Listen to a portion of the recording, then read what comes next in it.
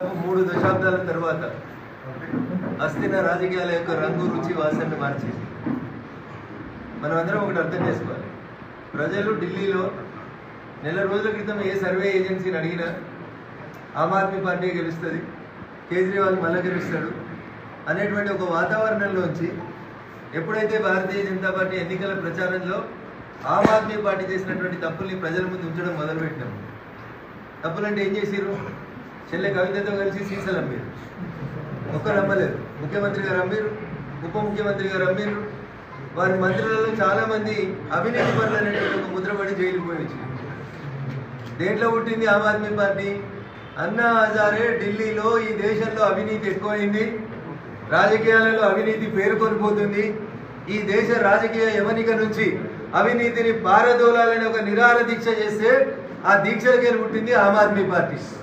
పుట్టినప్పుడు మంచిగా కనబడ్డారు, తెల్లబట్టలు వేసుకొని. రాను రాను దాని మీద బురద వేసుకున్నారు. ఆ బురద ఏం బురద వేసుకున్నారు? అవినీతి బురద వేసుకున్నారు. అట్లాంటి అవినీతి కాదు. సీసాలు అమ్మి శీష్ మహల్ అని బంగ్లా కట్టుకున్నాడు సార్. ఏంటి ఆ బంగ్లా పేరు? ముఖ్యమంత్రి ఉండడానికి కట్టుకున్న బంగ్లా పేరు శీష్ మహల్. సీసా మహల్ అని కట్టుకుంటే మంచిగా ఉంటుండే. కవిత చెప్పినట్టుంది పాపం. సీసా మహల్ అంటే సీసాలు అమ్మితే వచ్చిన పైసలతో కట్టుకున్నాం, సీసా మహల్ అని పేరు పెట్టుకుంటే మంచిగా ఉంటుంది. శీష్ మహల్ అని బంగ్లా కట్టిండు సార్. మీదికి చూస్తే ఎట్లుంటాడు? కనీసం తెల్లబట్టలు కూడా వేసుకోడు, చెప్పులు వేసుకొని ఊపుకుంటూ పోతాడు కేజ్రీవాల్. ఆ బంగ్లాలో ఆయన ఉండే కుర్చీలు, కూర్చునే సోఫాలు, పడుకునే మంచాలు, టాయిలెట్ల ఖరీదు 50 కోట్లు ఖర్చు పెట్టాడు. ఎంత? 50 కోట్లు ఖర్చు పెట్టాడు. యాడికేలు వచ్చింది అవినీతి సొమ్ము కాకపోతే అని అడిగితే సప్పులు లేదు. అందుకని నేను మంచిగా చెప్పిన, సీసాలు అమ్మి శీష్ మహల్ కట్టుకున్నాడు సార్. అందుకని ఢిల్లీలో ఉన్న చదువుకున్నటువంటి ప్రజలందరూ ఏమనుకున్నారు? నిజంగానే ఈయన ఏదో అవినీతి లేకుండా చేస్తాడు, అన్నా హజారే శిష్యుడు అని నమ్మి ఓట్లేసి అధికారం ఇస్తే 10 సంవత్సరాలలో పేద ప్రజలకు ఏం జరిగిందంటే చీపురిచ్చి ఎవరిల్లు వాళ్ళనే ఉడుచుకోమన్నాడు తప్ప పేద ప్రజల జీవితాల లోపల మార్పు రాలేదు. ప్రజలు చాలా మంది అనుకుంటారు, లీడర్లు, జనానికి ఏం తెలుస్తుంది, మనం ఏం చేసినా నడుస్తుంది అనుకుంటారు. కానీ మీరు రాష్ట్ర రాజకీయాల్ని 2-3 ఏళ్ల ముందు జరిగిన ఎన్నికల్ని గమనంలోకి తీసుకుంటే టీఆర్ఎస్ ఎందుకు ఓడిపోయింది? కాళేశ్వరం అవినీతి, కార్లు కొనమంటే అవినీతి, ఏంది వాళ్ళు తిరిగే ల్యాండ్ క్రూజర్లు కొంటే అవినీతి, మనుషుల్ని కలవరు, ప్రతి దాంట్లో అవినీతి కుంభకోణాలు తప్ప ఇంకొకటి లేదు. ప్రజలకి విరక్తి వచ్చి ఈ అవినీతిని, కుటుంబ పాలనని, లక్షల కోట్లు దోసుకున్న దాన్ని దూరం పెడదామని కేసీఆర్ను బయటికి పంపిరా లేదా? అట్లే ఢిల్లీలో కూడా అవినీతి అనేటువంటి పార్టీని, ప్రభుత్వాన్ని, ఆమ్ ఆద్మీ పార్టీని ప్రజలు ఇంటికి పంపారు. దీన్ని బట్టి మనకి ఏం అర్థం కావాలి? మనం ఏం చేసినా జనం నచ్చుతారని అనుకోవద్దు. నీతి కోసం, ధర్మం కోసం, ప్రజల కోసం కష్టపడితే ఎదురుగున్నోడు 100 కోట్లు ఖర్చు పెట్టినా కానీ మెదక్ ఎంపీలాగా రఘునందన్ రావు లాంటి బక్కపలుసుకొని గెలిపిస్తారు ప్రజలు. అందుకని మీరు అర్థం చేసుకోవాల్సింది ఏంటంటే, మీరు కూడా రేపు ఊర్లలో వచ్చేటువంటి స్థానిక సంస్థల ఎన్నికలు వస్తున్నాయి. అరే విజయ్ ఎంత మంచోడు ఉండే, ఉదయ్ ఎంత మంచోడు అనే పేరు తెచ్చుకోవాలి తప్పితే వాడు వార్డు మెంబర్ కాగానే వాడికి మెడల్ తిరుగుతలేరు అనే పేరు తెచ్చుకున్నాను అనుకో, రేపు మళ్ళీ మనం సర్పంచ్ అవుతామా? అందుకని ఎదిగిన కొద్దీ ఒదుగుండ్రి. భారతీయ జనతా పార్టీదే భవిష్యత్తు. 27 సంవత్సరాల తర్వాత ఢిల్లీ పీఠాన్ని కైవసం చేసుకున్న భారతీయ జనతా పార్టీ లక్ష్యం నెక్స్ట్ దక్షిణ భారతదేశం తప్పితే ఇంకొకటి కాదు. ఈ దేశంలో అవినీతి మచ్చ అంటకుండా దాదాపు 3 సార్లు ముఖ్యమంత్రిగా, 3వసారి ప్రధానమంత్రిగా ప్రమాణ స్వీకారం చేసి ఈ దేశంలో ఏదైనా అసాధ్యమైంది ఉందంటే దాన్ని సాధ్యం చేస్తాడనేటువంటి పేరు ఎవరికి ఉందంటే అదొక గౌరవనీయులు, మన నాయకుడు, ఈ దేశ ప్రధానమంత్రి నరేంద్ర మోడీ గారికి ఉంది. ఆ పార్టీలో పనిచేస్తున్నందుకు మనందరం కూడా గర్వపడాలి. ఒకప్పుడు దేశంలో బీజేపీ 2 సీట్లు గెలిచిందని ఎక్కిరిస్తే ఆ రెండింటిలో 1 సీటు తెలంగాణకి గెలిచిన వాళ్ళు, అవునా? అప్పుడు ఇంకో సీటు గుజరాత్లో గెలిచిరు. ఆ గుజరాత్ గల 7వసారి వరుసగా బీజేపీ గెలిచింది. మరి తెలంగాణలో బీజేపీ గెలవాలా వద్దా? గెలవాలంటే మనందరి చేతుల్లో ఉంది. అవినీతి మరక లేకుండా ఒక గొప్ప నాయకుడు నరేంద్ర మోడీ గారి నాయకత్వంలో సీసాలు లేవు, సారాలు లేవు, మద్యాలు లేదు, కుంభకోణం లేదు, కాళేశ్వరం లేదు, అవినీతి లేదు. అవినీతి మట్టిని అంటకుండా పేదల కోసం పనిచేస్తున్నటువంటి పార్టీ భారతీయ జనతా పార్టీ. ఇందాక అంజిరెడ్డి గారు చెప్పినట్టు ఈ ఎమ్మెల్సీ పరిధి లోపల 7 ఎమ్మెల్యేలు గెలిపించింది పార్టీకి ప్రజలు. 4 ఎంపీలు గెలిచారు. 4 ఉమ్మడి జిల్లా కేంద్రాలలో 4 ఎంపీలు గెలిచిన బీజేపీ నుంచి. కాబట్టి రేపు మనం ఎమ్మెల్సీ గెలవాల్సినటువంటి అవసరం ఉందనేది యువకులందరూ కూడా అర్థం చేసుకోవాలి.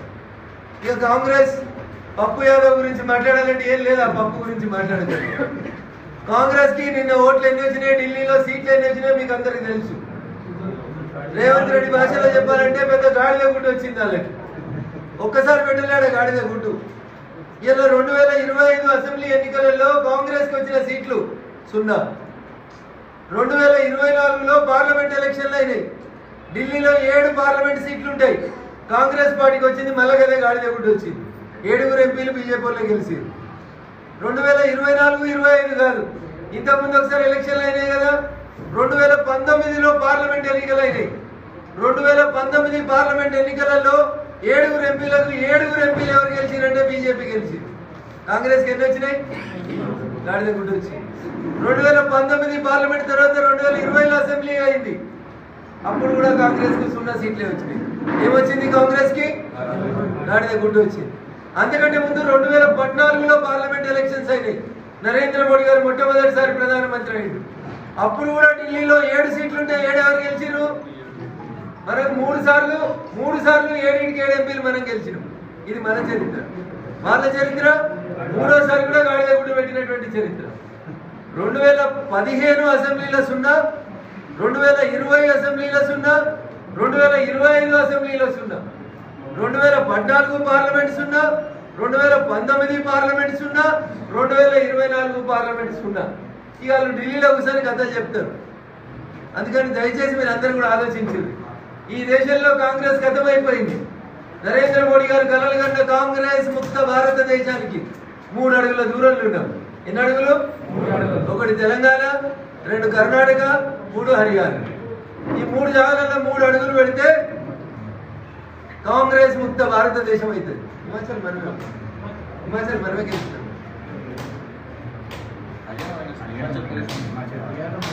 సారీ, హర్యానా కాదు, హిమాచల్ ప్రదేశ్ కాంగ్రెస్. సో మొత్తానికి 3 అడుగులు వేయాలి. ఎందుకంటే వామనుడు ఏమడిగిండు? 3 అడుగుల జాగా అడిగిండు. ఇలా భారతీయ జనతా పార్టీ కార్యకర్తలు ఏమడగాలి? 3 అడుగుల జాగా అడిగితే 125 సంవత్సరాల చరిత్ర ఉన్న కాంగ్రెస్ పార్టీ కంప్లీట్ గా కాంగ్రెస్ ముక్త భారతం అనేటువంటి నరేంద్ర మోడీ గారి కల్లా నెరవేరాలి. నెరవేరాలా వద్దా? ఇన్ని చేస్తున్నాడు. ఏది చదవగాదు ఈ దేశంలో అని అనుకుంటే జిఎస్టీ కాదంటే జిఎస్టీ తెచ్చిండా? ఆర్టికల్ 370 రద్దు చేయడం ఎవరితోటి కాదు అన్నారు. అయిందా కాదు? రామ మందిరాన్ని బీజేపీ ఓట్ల కోసం వాడుకుంటుంది, కట్టరు అన్నారు. కట్టినవా కట్టలేదా? చాలా మంది రామ మందిరం చూసినా చూడలేదా? రోజు కోట్లలో జనాలు వస్తుంటే కుంభమేళ చేస్తా ఉన్నాం. చేస్తున్నావా లేదా? ఆడ కూడా కోడిగుడ్డు మీద ఈగలు వీక్తాం. దురదృష్టం, కొంతమంది తొక్కిసలాటలు చనిపోయిన మాట వాస్తవం. చనిపోలేదని మనం అబద్ధం చెప్తలేదు. 100,000 కాదు, హైదరాబాద్ జనాభా 1,30,00,000. రోజు కోట్ల మంది ఒక కుంభమేళ దగ్గరికి వస్తే పొరపాటున ఒక్కరోజు తొక్కిసలాట జరిగింది జరగలేదు అంటలేదు, తప్పును ఒప్పుకుంటున్నాం మనం. అయిందా? మౌని అమావాస్య రోజు ఒకటే రోజు 6 కోట్ల మంది వచ్చి. ఎంతమంది? అరే మనం పెళ్లి అయితే 1000 మంది అయితే అన్నం సరిపోక ఆగమవుతాం, నీళ్లు లేక ఆగమవుతాం. 6 కోట్ల మంది ఒక దగ్గర జమ అయితే మొత్తం తెలంగాణ కంటే 1.5 రెట్ల జనాభా ఒక దగ్గరికి వచ్చింది. ఒక మెదక్ జనాభా కాదు, మొత్తం తెలంగాణలో ఉన్న జనాభా 4 కోట్లు అనుకుంటే ఒక మౌని అమావాస్య రోజు 6 కోట్ల మంది వచ్చారు. అయితే మీరు అర్థం చేసుకోవాల్సింది, అదేదో తెలంగాణ అంత పెద్ద జాగాకి రాలేదు, చిన్న కుంభమేళ జరిగే ప్రాంతానికి వచ్చింది. అయినా అక్కడ డబుల్ ఇంజన్ సర్కార్ యోగి గారి నాయకత్వంలో కొద్దిగా ఇన్కన్వీనియన్స్ జరుగుతుంది. నేను ఇందాకనే చెప్పిన 1000 మందితో లగన్ చేస్తేనే ఒకసారి ఇస్తారు అందది, ఒకసారి గ్లాస్ అందది, ఒకసారి నీళ్ళు అందాయి, వాష్ బేసిన్ కాడ క్యూ పెరుగుతుంది. ఇన్ని అసాధ్యాలైనటువంటి పనులని సుసాధ్యం చేస్తున్నటువంటి పార్టీ నాయకుడు నరేంద్ర మోడీ గారు. ఆయన అడుగుతుంది మనల్ని 3 అడుగులు మంచిగా ఈ రోజు ఏద్దామా? 14 నెలలలో రేవంత్ రెడ్డి గారి కాంగ్రెస్ సర్కార్ దాదాపు 8,000 మంది రిటైర్డ్ అయితే ఒక్కరికి కూడా రిటైర్మెంట్ బెనిఫిట్ ఇయ్యలేదు కాంగ్రెస్ సర్కార్. నేను కరీంనగర్లో నిన్న చెప్పిన ఒక డిఏ ఇచ్చిందని చెప్పి కిందికి వచ్చి కార్లో కూర్చుంటే నాకు 10 మంది చెప్పారు, సార్ డిఏ ప్రకటించారు కానీ డిఏ పైసలు ఇంకా మాకు రాలేదు సార్ అని చెప్తున్నారు. ప్రకటించిన ఒక్క డిఏ పైసలు కూడా ఇంక ఇయ్యలే రేవంత్ రెడ్డి. ఇగో ఇది కాంగ్రెస్ పాలన. అందుకని మనం రేపు గ్రాడ్యుయేట్ మిత్రుల దగ్గరికి పోతున్నప్పుడు జరుగుతున్న అన్ని పరిస్థితుల్ని చెప్పి మేము గెలిస్తే ఈ 3 శాసన మండలి సభ్యత్వాలని మేము గెలిచిన తర్వాత రాష్ట్ర రాజకీయాల్లో చాలా మంది ఎగురుతూ మేము ఇంత పొడుగున్నాం అంత పొడుగున్నాం లోకల్ బాడీలో మేమే గెలుస్తామని.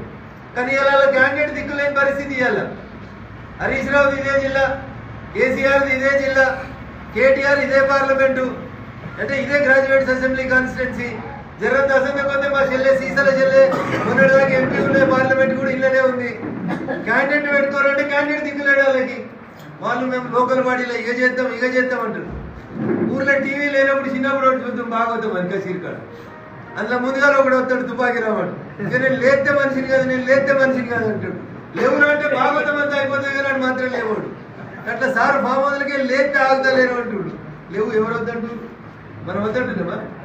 లేచే శక్తి లేదు, జనం వాళ్ళ పట్ల విశ్వాసం పోయింది. కాబట్టి దయచేసి ఇంకొకసారి గట్టిగా మనం అందరం కష్టపడి ఈ 3 శాసన మండలి స్థానాన్ని మనం గెలుచుకుంటే, మీరు వద్దన్నా రేపు లోకల్ బాడీలో మీరే సర్పంచులు, మీరే ఎంపీటీసీలు, మీరే జడ్పీటీసీలు, మీరే మున్సిపల్ చైర్మన్లు, మీరే జడ్పీ చైర్మన్లు అవుతారు. నిన్నటి దాకా మీరు మా కోసం చేసిరు, రేపు మీకోసం మేము పనిచేసేందుకు అవకాశం ఇవ్వమని చెప్పి మీ అందరినీ వేడుకుంటున్నాం.